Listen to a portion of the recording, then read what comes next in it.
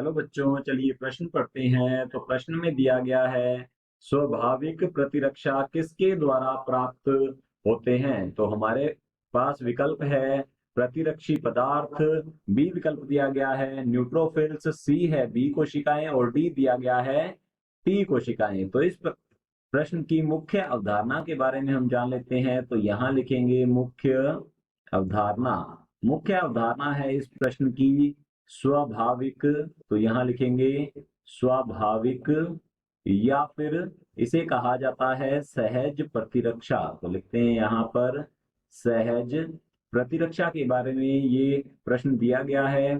तो स्वाभाविक या सहज प्रतिरक्षा ऐसी प्रतिरक्षा होती है जो जन्मजात उपस्थित होती है। तो हम इसे कह सकते हैं यह जन्मजात प्रतिरक्षा होती है, अर्थात जन्म के साथ ही जीव में ये उपस्थित होती है।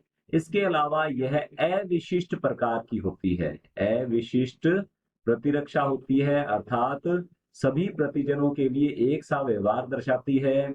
और यदि बात की जाए तो यह रोध होते हैं, अर्थात रोध के रूप में कार्य करती है, अर्थात बैरियर होते हैं ये। तो यहाँ हम लिखेंगे ये रोध या बैरियर होते हैं। और ये चार प्रकार के होते हैं। रोध जो है अर्थात स्वाभाविक या सहज प्रतिरक्षा जो है यह चार प्रकार की होती है। चार प्रकारों में हम देख लेते हैं। पहला प्रकार जो है यह होता है शारीरिक अवरोध। तो यहाँ लिखेंगे शारीरिक अवरोध। इसके अलावा जो है कारिकीय अवरोध आ जाते हैं, कारिकीय अवरोध। इसके बाद हम बात करते हैं कोशिकीय अवरोध की। तो तीसरा नंबर जो है ये पाए जाते हैं कोशिकीय अवरोध। और नंबर 4 पर पाए जाते हैं हमारे पास साइटोकाइन रोध। तो लिखेंगे यहाँ पर साइटोकाइन रोध। अब शारीरिक अवरोध की बात करें तो इसके अंदर त्वचा तथा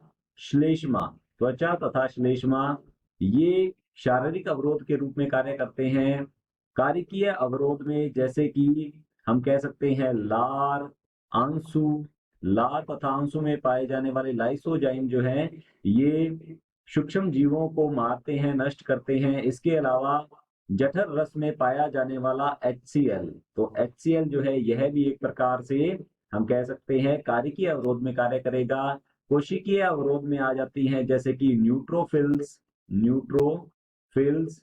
इसके अलावा प्राकृतिक मारक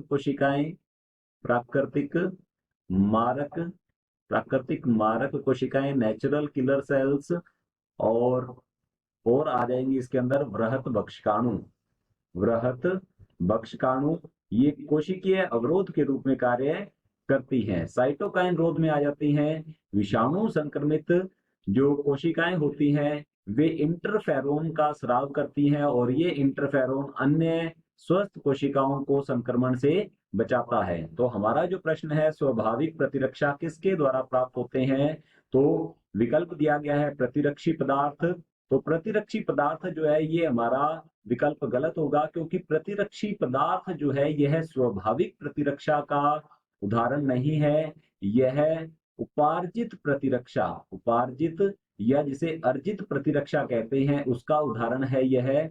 तो हमारा पहला विकल्प गलत होगा। दूसरा विकल्प दिया गया है न्यूट्रोफिल्स। तो न्यूट्रोफिल्स बिल्कुल सही उत्तर है, क्योंकि स्वाभाविक या सहज प्रतिरक्षा का एक अवरोध होता है कोशिकीय अवरोध, जिसमें न्यूट्रोफिल्स जो है ये कार्य करती है। न्यूट्रोफिल्स एक प्रकार की भक्षकाण्विक कोशिकाएं होती हैं जो कि प्रतिजन का भक्षण करके उसे नष्ट करने का कार्य करती हैं। सी दिया गया है बी कोशिकाएं जो है ये भी उपार्जित प्रतिरक्षा के लिए उत्तरदायी है।